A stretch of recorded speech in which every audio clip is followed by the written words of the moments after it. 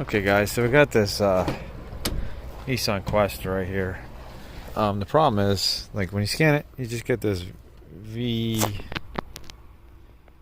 VIAS code, and like if you crank it, that's what we hear. Okay, so I'll show you what we did so far to try to prove this. So I looked at that. I don't think our tach moves. Okay, so our tach does move. Okay, so we also have engine RPM on the scan tool. I didn't realize the tach moved. So what we did was we came up here and I hooked the scan tool up, the scope. So we're looking at battery current. Let's turn that back on. We're looking at ignition coil. I don't know if that's one. I don't know which one that is. And the second one.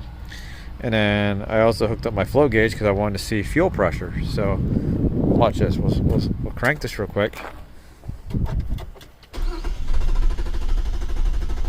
So there we go. So that's what it does. Okay, so when we come up here, watch this. Let's stop this. Oh, are we gonna lose it? Let's see. Did we lose it? We might have lost it. Okay, so we didn't lose it. So here we go. So we have like one cylinder that is uneven on compression. Let's see if we can see it on the other one, because I wasn't doing clear flood that time. Now we can't see it on the other one. But one of these cylinders is actually, or was low. Let's see if we can move these out of the way. You can see it like kind of there.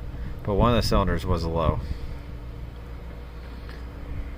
You can probably see it more if I do clear flood. Let me try doing clear flood real quick for you guys.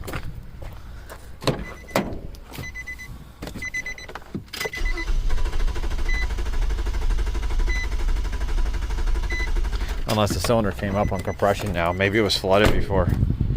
The one might have been flooded or washed out. Let's see.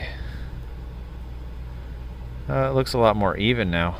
Okay, so anyway, let's bring these all back down. So we don't have any injector pulse because I was doing clear flood. So let's go to data.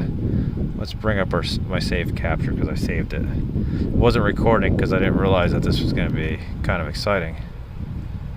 So let's go to scope.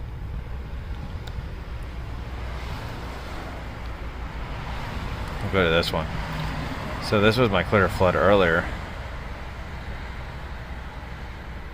So look at that. Let's zoom out a little bit. You'll see it's uneven. See that? I'll get these out of the way for you guys. See that? How it goes up. They got low cylinder, then high. Low cylinder, then high every like 6-1. So that's why I wanted to show you guys there. So let's go back. I can shut this off for right now. We don't need it.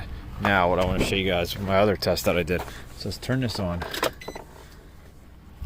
Alright, here are fuel pump prime. I was going to scope the current because I think it might be out of fuel, even though the... Okay guys, sorry about that. My phone ran out of space. So I think I went in this... what was it? Let's see, let's go back. One of these testing options in here had it. Was it function test or actuation test? A confirmation test. So when the confirmation test turns on the fuel pump. Okay, fuel pump is on. Listen, it pulses it on and off. You can hear it. It just went off, and then it comes back on. And if you look, we never build any fuel pressure. So now watch this. When I open this, that's all we get out of it. Just that. And then it shuts off, and then it'll pulse again, but we never get any like flow. So that's almost wide open. See, watch. See that? It's all like cavitated. So I said, hey, you might be out of fuel. So they ran to get fuel real quick. I was gonna current ramp it, but they said we'll just get fuel. So that's what I'm waiting for. That's where we're at. We just put a gallon of fuel in. Go ahead, crank it. Crank it. I bet you it's gonna start. Because we have fuel pressure now.